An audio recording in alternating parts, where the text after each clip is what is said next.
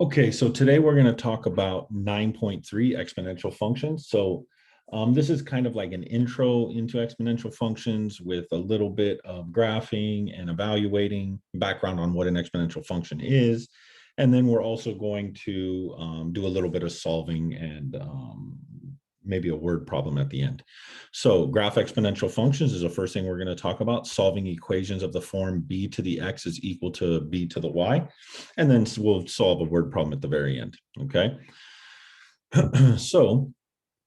Let's look at exponential expressions. We have previously worked with exponential expressions where the exponent was a rational number. The expression b to the x can actually be defined for all numbers x, including irrational numbers. So that now means that we're used to kind of working with like, b to the fifth, b to the sixth, b to the seventh, stuff like that, so on and so on. But now we can have like 1/2 powers. I shouldn't say 1/2 powers, but we can also have like the square root of 2, so on and so on. So we can work with a lot, pretty much anything now. So a function of the form f of x equals b to the x is called an exponential function where b is greater than 0, b is not equal to 1, and x is a real number. So we're going to be talking about b greater than 0. That would be something like 2 to the x, or we could say f of x equals 2 to the x. We could say g of x equals 7 to the x. We're going to get into more complicated ones where it'll be like, 2 to the x plus 1 minus 6, stuff like that. So these are all exponential functions. Some of them have shifts, some of them just have different bases. But in general, we like our base to be positive, and b is not 1, because then that wouldn't really make sense. That would just be 1 to something, that doesn't really matter. And x is a real number. So we don't like to mess with imaginaries when we're dealing with exponential functions, okay? So we can graph exponential functions of the form 3 to the x, 5 to the x, or 1/2 to the x. So notice you can even have a fraction inside here. It does a little something different, and we'll look at that as we go. So substituting in values for x, just like we do before, and finding corresponding function values to get ordered pairs. We would find all graphs satisfy the following properties. So that it's a one-to-one function, which is good, right? Because then that means it also has an inverse. And its inverse is a function as well. The y-intercept is 0, 1. You'll see y in a minute. No x-intercept, but again, that really depends on the function we're talking about, like the base 3 to the x, 5 to the x. If you did something that had a vertical shift, that could end up crossing the x-axis. The domain is negative infinity to positive infinity, and the range is from 0 to infinity. Again, these are all, this information is all talking about if it was one of these like base type functions, 3 to the x, 5 to the x, so on and so on, okay? Just keep that in mind. All right, so let's look at our first problem here. So it says graph the exponential function f of x equals 2 to the x, and also graph g of x equals 4 to the x on the same set of axes. So on the next slide, I'm going to show you the graph of this, but let's kind of go through the motions here and kind of see how we can evaluate these functions ourselves. So if we're doing 2 to the x and I plug in, so I'm right here right now, and I plug 0 in for x. So if I do this, this would be 2 to the x, so this would be 2 to the 0, right, which is 1. This would be 2 to the 1, which is 2. This would be 2 squared, which is 4. This would be 2 cubed, which is 8. Now let's go the other way. 2 to the negative 1 would be 1/2, right, because of reciprocals. And then this would be 2 to the negative 2, which would be 1/4, okay? So now you guys pause the video and you guys try to figure out or fill in the table for this, just to kind of get practice. Once again, I know it seems easy, but sometimes you want to actually practice these things on your own without somebody just telling you how to do it, or, just to give you the repetitions, okay? So pause the video and let's fill in this table. Okay, so hopefully you guys got for your table, 4 to the 0 would be 1. 4 to the 1 would be 4. This would be 16.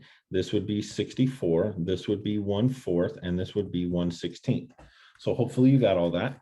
Now notice here, once again, when we plug in 0, we get the same answer of 1. When we plug in 0, we get the same answer of 1.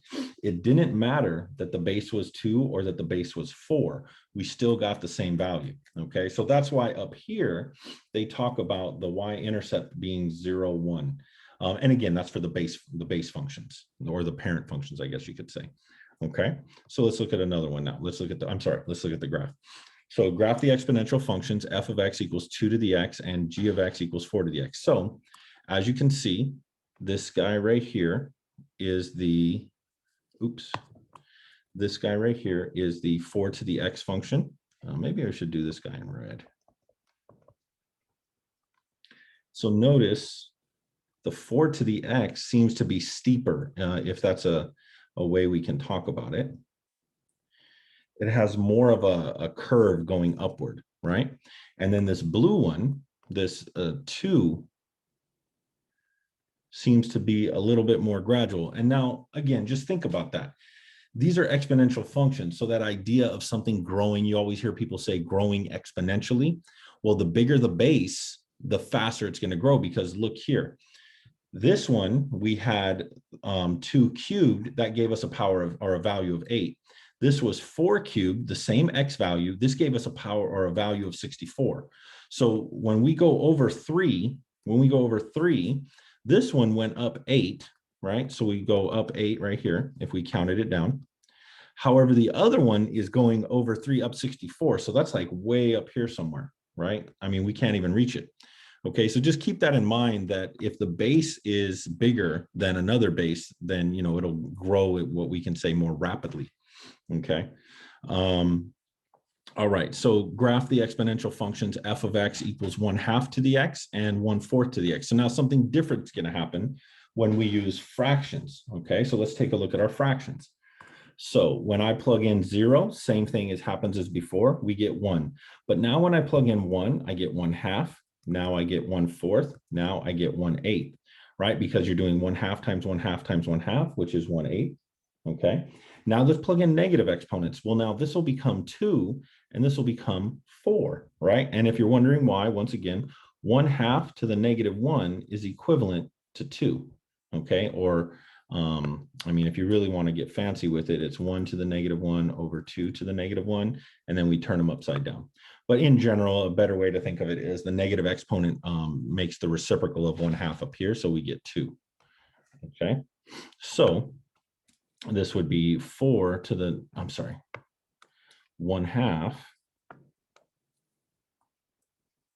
to the -2. So that would actually be 2 to the +2, which is 4. And so that's how I got that. Okay, so not too bad. Now let's look at this one. If you guys want to pause the video and try to do 1/4, you could do that. And again, it'll have some similar feel to this. You'll see some numbers that turn out to be similar, but it'll be slightly different because they will now be in the denominator. So this will be 1, once again. Plug 1 in here, we get 1/4. Plug 2 in here, we get 1/16. Plug 3 in here, we get 1/64. This will be 4, this will be 16.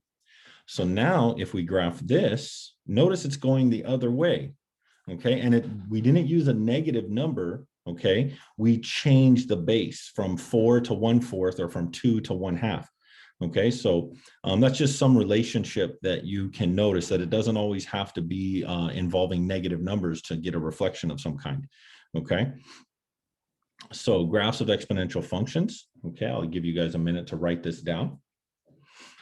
Okay, so hopefully you paused it and you wrote it down. So for now, again, they're saying for this base function right here, b to the x. Okay, so some constant, you know, like 1/2 or 2 or 3, you know, some number. Okay, some real. But normally, you know what? Honestly, b, they normally want b to be a positive number in general. Okay, and they say that the domain, meaning the x, can be anything. We don't care what x is as long as it's a real number. So the domain is -infinity to +infinity, and the range will be from 0 to infinity. And the reason 0 is because no matter what your exponent is, if the base is positive, you can never get a negative number. And in fact, you can never get 0 either, unless you're dealing with limits at infinity in calculus, but we're not there yet. Okay.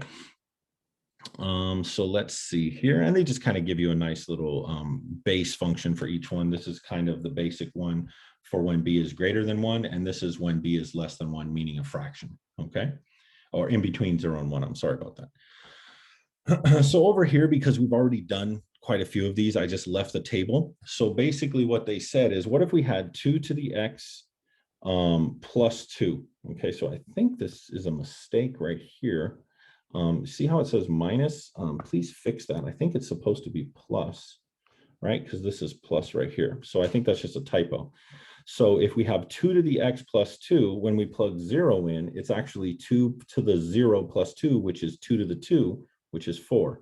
So this would actually become 2 to the 3, which is 8. This would become 2 to the 4, which is 16. This would become 2 to the 1, which is 2. This would become 2 to the 0, which is 1. And this would become 2 to the negative 1, which is 1/2. So that's where they're getting these numbers from. They're actually taking these values and plugging it in for x, okay? Now, the thing is, what you should notice is this graph looks very similar to this graph, right? Except everything, so notice that kind of the big key takeaway you guys normally get when you look at these is you see here how it crossed right here at 0, 1. We come over here and it's no longer crossing at 0, 1, right? It's crossing at 4, 0, 4. So something happened. Well, that's because this was a horizontal shift. It shifted the graph to the left 2. So you see right here, here's the 0, 1. The 0, 1 should have been right here. So this is what it should have done, right? It should have done something like this. But because it was shifted, we literally take this graph here and we move it to the left too, just like all the other problems we've done. So this is something you guys already know how to do, but now it also works with exponential functions. So we can have vertical shifts, you know, if we had f of, or let's call it something different. Let's call it green. Let's call it g of x equals 2 to the x plus 1. So then the graph would go up 1 here, right? So when I plug in 0, I get 2 to the 0. Oops, g of x. No, it's okay, I guess. When I plug in 0 like I normally would, I would get 2 to 0 is 1, but plus 1 would be 2. When I plug in 1, I would get 3. When I plug in 2, I would get 5. So all of the values, so we go over 1 up 3, I go over 2 up 5. So all of the values would kind of, oops. Sorry, guys, I can't draw too good. Let me start that over.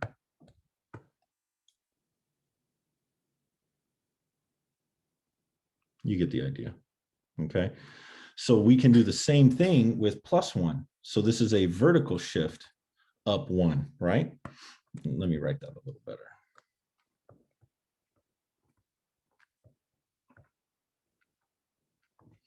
Okay, and you can see why, because it's taking all the values you would have got from the previous table of just 2 to the x, it takes it up 1 because you're adding 1 to whatever answer you would have got. So it would look, so we have this red one here, right? This red one would be 2 to the x. This green one would be 2 to the x plus 1. And then this blue one is that one, right? 2 to the x plus 2. So it depends if you want a vertical shift or a horizontal shift. It really depends. When it's up in the exponent, we do a horizontal shift. When it's outside of the exponent, it's a vertical shift or a, you know, a downward vertical shift. Okay, so hopefully that gives you guys kind of a something to fall back on, because it's stuff you've been doing with parabolas and radicals, radical functions. You know, you've been doing this for a while, so now it also expands to exponential functions.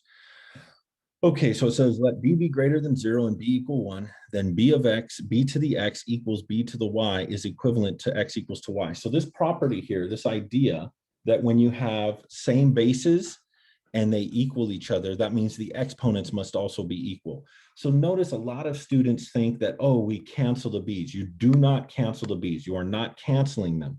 This is saying that if you run into this situation, you can then say that the exponents x and y must be equivalent as well. That's what this is saying. So let's kind of practice this with this. So with these problems here. So let me try this first one here. It says 6 to the x is equal to 36. Well, the bases aren't the same. And this says that the bases, if you notice right here, b and b, the bases must be the same. So I come over here and I say, well, could I make the bases the same? Well, I could say that this is 6 to the x equals, now isn't 36 really 6 squared? So now I can just say, well, the base is the same, the base is the same, so then x must equal 2. It's that easy. That's how you can solve exponential equations using that property, okay? So now here we have 9 and 81. The bases aren't the same, but I can make them the same because 81 is really 9 squared. So I'm going to say 9 to the 2x plus 1 equals 9 squared. So once again, I'm going to compare this exponent with this exponent. So then this becomes 2x plus 1 equals 2, minus 1, minus, oops, let me use red, minus 1, minus 1, 2x equals 1, divided by 2, divided by 2. So x equals 1/2. And once again, you can plug this in. If you took 1/2 and you plugged it in here, you'd get 2, you'd get 9, 2 times 1/2 plus 1. That would equal 9 to the 1 plus 1, and that would equal 9 squared, which is 81, which is that value. Check. So it works, right? So you don't have to check all the time. I was just showing you that it works. When we're going the other way with radicals, you have to check because of the value, the negative value we oftentimes have to throw out, or the value that makes the radical negative on the inside we have to throw out when it's a even root. However, with these, most of the time, checking is, just to make sure you did your math right. All right, so I'm going to pause the video and let you guys give this one a shot. Try to make the bases the same. Remember, the key is the bases must be the same, okay? So I'm going to pause the video. You guys take a shot at this one, and then I'll come back and walk you through it. All right, so hopefully you guys pause the video. Now, 1/27 is actually 3 to the negative 3, right? Because if I do 3 to the negative 3, I get 1/27. The reason that's so important is because now the bases are the same. So I can just say negative 3 equals 2x, divide both sides by 2. So x equals negative 3/2. Okay. Now, once again, just keep in mind, I knew this because I'm trying to make the bases the same. I need them to be a 3 or a 4 or whatever the bases are, 2s, 7s, whatever it is. I need them to meet up because I want to use this fact. If the bases are the same, then the exponents must be the same if the equation is, or if it's equal. Okay, so we're really leaning heavily on this equality right here. Okay, we're really leaning heavily on equality. And notice once again, I didn't say, oh, divide both sides by 3 and cancel. I did not do that. That is not what I did. I simply said the property says that if you have, and it's not just the property, if you think about it, if you have two things that are equal and the bottoms are the same, then what must also be the same? The numerator, or not the numerators, I'm sorry, the exponents, okay? I shouldn't have said the bottoms. That's a bad way to say it. The bases are the same, then the exponents must be the same, okay? All right, now this is a harder one. Let's try this one together. So let me see. 4, can 32 be turned into a 4? It can't. So here's a problem where the bases don't look like they can be the same. However, could a 4 be turned into a 2? Yes. Can a 32 be turned into a 2? Yes. So what I'm going to do is I'm going to say 2 squared is 4. Now what's happening to the 4? Oops, what happened there? What's happening to the 4? The 4 is being taken to the power of 3x minus 6. So I'm going to take this whole thing to the power of 3x minus 6. 32 is really 2 to the 5th. So I'm going to take this whole thing to the power of 2 to the x. Now, once again, remember, 2 to the 5th is my 32. 2 squared is my 4. So I haven't done anything. I just rewrote the problem. All right, so now remember, when you have a power to a power, you multiply exponents, okay, or you multiply powers. So this will become 6x minus 12, and this would become 2 to the 10x, right? So all I did was I multiplied 2 times 3x minus 6, and I did 5 times 2x, okay? Okay, so now we have bases that are the same, and we know that if bases are the same, then the exponents must follow if you have two things that are equal. Okay, so let's clean this up. Minus 6x minus 6x. We have negative 12 is equal to 4x. Let's divide everything by 4. Divide by 4. So now we'll have, let's go over here, negative 3 equals x, right? So we have x equals -3. Now you could take that and plug that in here and plug that in here and see if the left side equals the right side, but it should once you do the check on that. Okay, let me just double check on my work, make sure everything's okay. Yeah, that looks good. Okay, so let's move on. Okay, and again, if you guys have any questions, feel free to come talk to me in my office hours or whatever, and we can go over it. So now we're going to do an application of exponential functions. Many applications use exponential functions of various types. Compound interest is one of these applications. So the compound interest formula, this is something that we're going to have here. Normally, you have to memorize this. This is just a formula you should know. Are exponential functions used to determine the amount of money accumulated or borrowed. Okay. So let's take a look at this. So this problem says, find the total amount invested in a savings account if 5,000 was invested and earned 6% compounded monthly for 18 years. Round your answer to 2 decimal places. The formula that is used for calculating compound interest is A equals P. So this is my principal. Okay, this is my rate. Normally, your rate is a percentage, and then you convert it to a decimal. This is the number of times compounded. Okay, and then obviously T is time.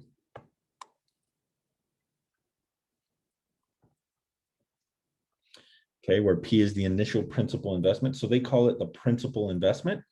R is the interest rate, N is the number of times interest is compounded each year, and T is the time of the investment. And remember, it's in years. So when they talk about T, it's always in years. So if they say for 6 months, then you have to do 1/2 for T because that would mean half a year, okay? And A is the amount of money in the account, okay? So let's take a look. Let's set this problem up, okay? So we have our formula. A equals principal 1 plus R over N to the N times T. So this formula is basically, and if you're confused a little bit about compound interest, think about it this way. Let's say you had $10 and you were going to invest $10 and it was going to be compounded every month. And let's just say, let's not say $10, let's say $20 so I don't have a bunch of tens floating around. So let's say you start with $20 and you're going to get 10% interest and it's going to compound every month. Okay. So that means at the end of 1 month, you have $20, right? And you invested it. So now you have $20. And what's 10% of $20? That'd be $2. So now you have $22. So you started with 20, you now have 22. So now when you take 10% of that for next month, you get another $2.20. So now it would be $24.20.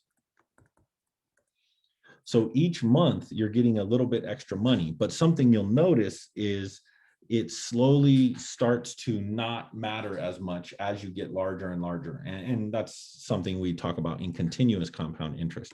Okay. But what compound interest is really, if you think about it, is it's interest on top of interest. So you're either owing money, if you borrow it, you're owing money based on interest of money borrowed on top of the interest that's been acquired or accumulated.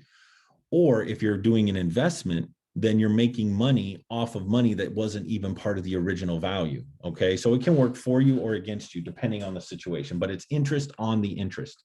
Okay. So they told us that they're going to invest $5,000. So we know that P equals 5,000. Okay. Dollars. Now we need to find the rate. It's 6% compounded monthly. So the rate is 0.06. Remember, you always want to convert it to a decimal. And then N is how many times it's compounded per year. So it's monthly. So that means it's 12 times per year. And then the time is 18 years. Okay. So we put in 18 here. Okay. So let's just plug all this in. So the A is the actual amount of money is it an investment? Yeah, you're investing this money.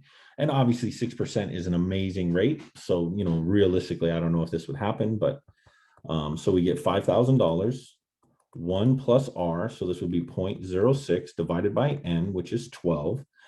N 12 times T, which is 18. So they want to know how much money is this. So here we see,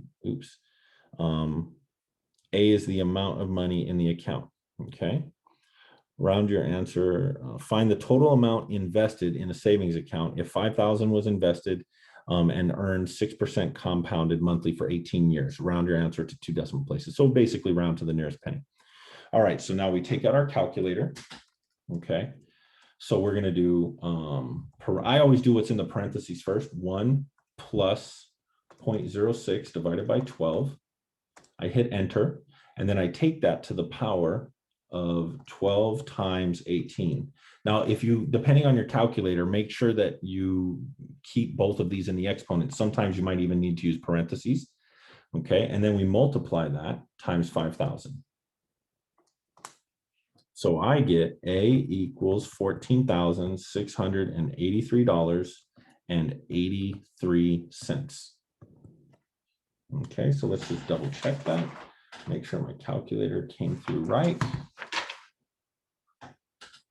14,683, yeah. Okay, so, and in the next section, in 9.4, we're gonna do a little bit more with word problems. So just so we're clear, this is how much money is in that investment. So you started with 5,000 and you're now at 14,683. So you almost tripled your investment, right? Because doubling it would be $10,000, tripling would be 15,000. So I'd say if you wanted to triple it, it's going to be between 18, 19, 20 years if we wanted to triple our investment. So that's something we'll talk about in the next section where we'll talk about half-life and doubling and tripling. Okay, but that's a pretty standard word problem. And again, this is compound interest.